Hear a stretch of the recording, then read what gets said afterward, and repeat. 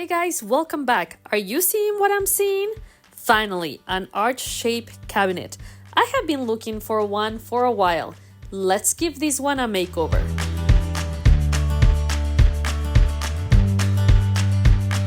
Arch cabinets have been a hot item in the home decor industry for the past few years. It has been challenging finding them on my area due to their popularity. Anything I found was ridiculously overpriced. I refinished this one in black and neutral tones some time ago, and I just couldn't let go of it. It's living in my living room and I absolutely love it. I'll share the makeover here on the upper right corner if you want to watch the transformation after you're done watching this one. As soon as I brought this one home though, I knew I wanted to paint it with a non-traditional color because I've been seeing too many of these black and neutral colors out there. I started by taking this gold color piece made out of plastic that was holding the front glass in place, and then pulled out the rubber pieces that were keeping the glass on each side.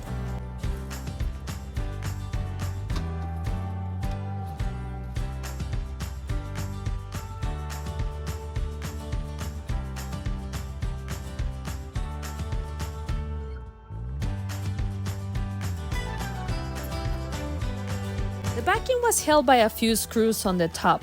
The rest was held by staples that I spent a good amount of time trying to remove, but I couldn't get a single of them out. So I just pulled out the backing, hoping not to cause any damage.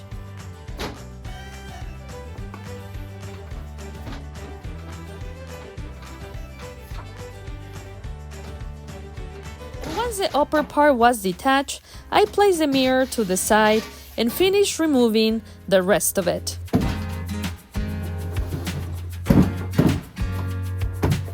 I also took off the plastic pegs that were supporting the glass, and the light bulb was covered with a piece of plastic to keep the paint away from it.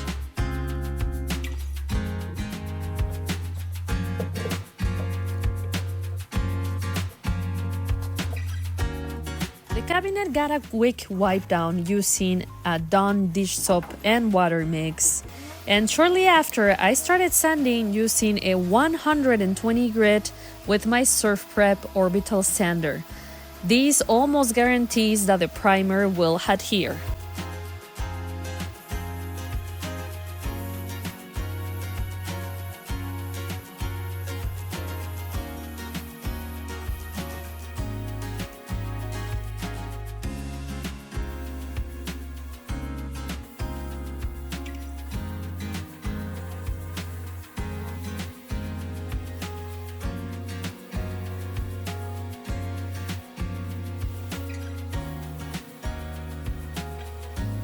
For priming, I loaded my Home Bright sprayer with Bin shellac-based white primer. I applied 2 coats, waiting 30 minutes between the first and the second coat.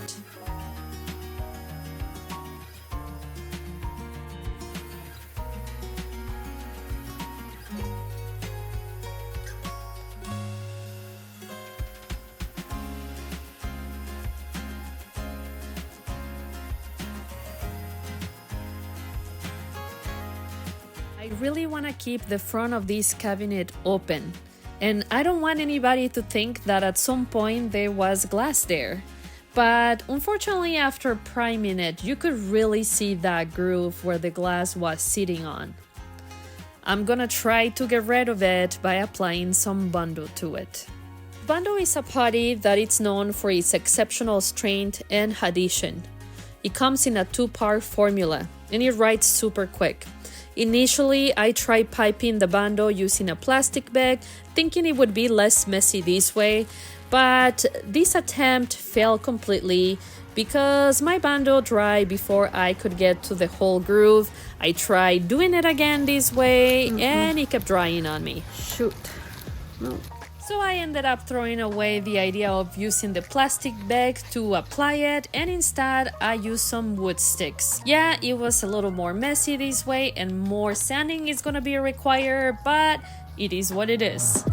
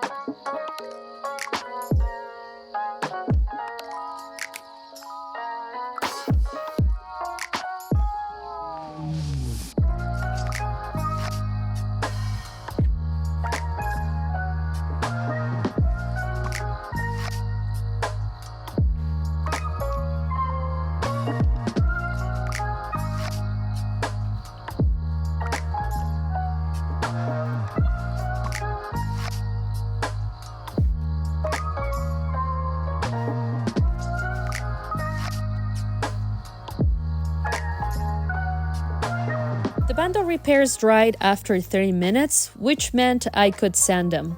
I ended up using this little sanding tool from Gator because it was really hard to feed anything else, like any of my other sanders were too big for this little tiny group. After removing the sanding dust, I was ready to load my Wagner sprayer with the color Blue Pine from Fusion Mineral Paint. This is a really pretty blue with gray undertones. I ended up adding just a little bit of water to make sure that the paint came out evenly.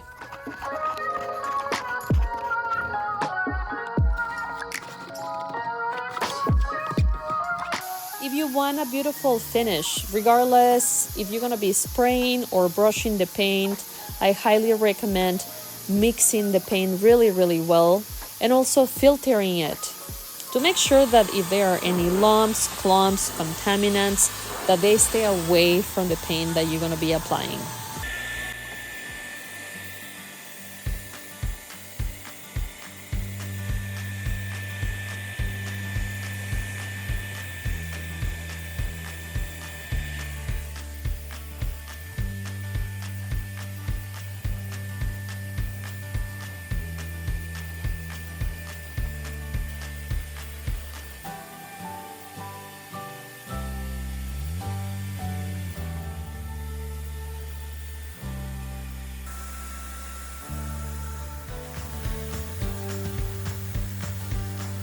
Telling you, this happens to me more often than not.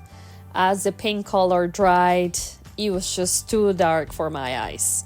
I wanted to brighten it up just a little bit, and the way I did it was by applying one coat of natural cork. This is a water-based gel stain from Lilly Paint. I mixed a little bit of water to the surface, and using a foam brush, I apply a light coat of the stain, wiping any excess off with a shop paper towel afterwards. Normally, Fusion Mineral Paint doesn't require a top coat, but typically I apply one anyway just to be on the safe side.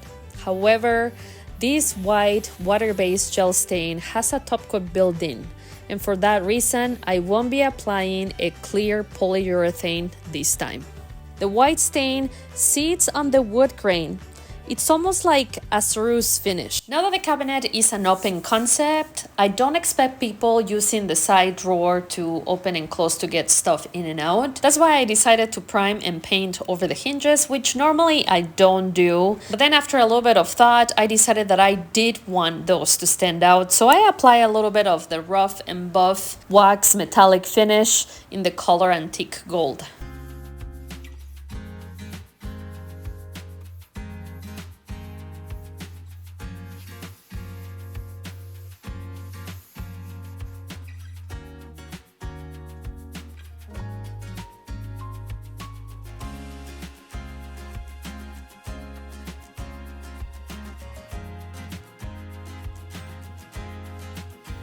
For the backing, I used this really pretty peel and stick wallpaper I bought at Lowe's from the Scott Living collection. And that time has come, my friends. Let's take a quick look at how our cabinet looked at the beginning. And this is how it looks today. What do you guys think? Let me know in the comments. And I will see you guys next time.